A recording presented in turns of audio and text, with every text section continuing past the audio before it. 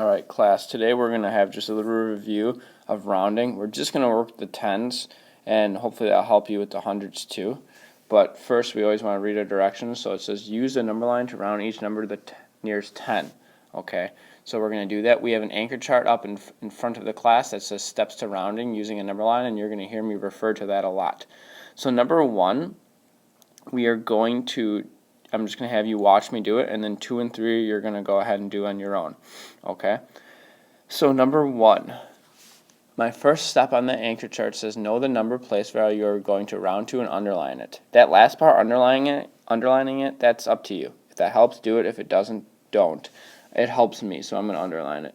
So the 4's and the 1's, the 9 is in the 10, so I'm going to underline it. What that number means is not just 9, it means 90, because 9 tens is 90. Okay.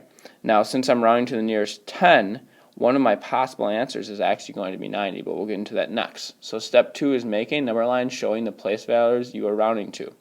Well, you're trying to figure out which tens 90 will, what 10 place 90 will round to. Okay. Well, that number that you underline, that 9, that's really important because that's going to be where you start the number line.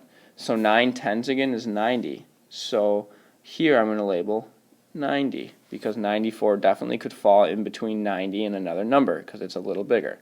So 90 there, and then you want to go up one more tens place for your last part on your number line, or your last spot in your number line. So another 10 onto 90 would be 100.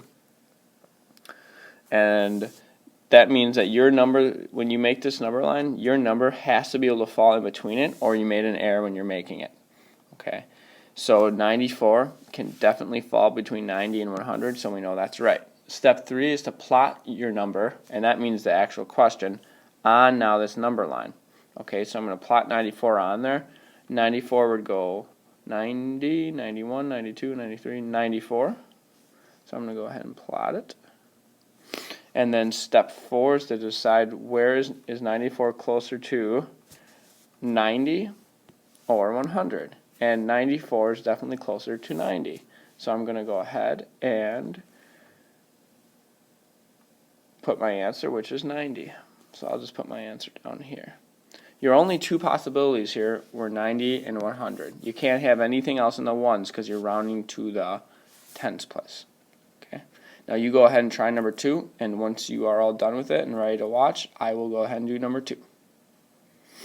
Alright, I hope that went okay for you. Our next number here that we're focusing on is 85. Okay, so step 1 says know the place value you're rounding to. That's our tens. And it says underline it if that helps you. So I'm going to go ahead and do that. 85. That 8 is in the tens. Okay. Step 2 is make a number line showing the place values you're rounding to. Well, since my tens place is 8, that means 80 is one of my answers, and that goes in the beginning of my number line. And then another 10 up would be what goes right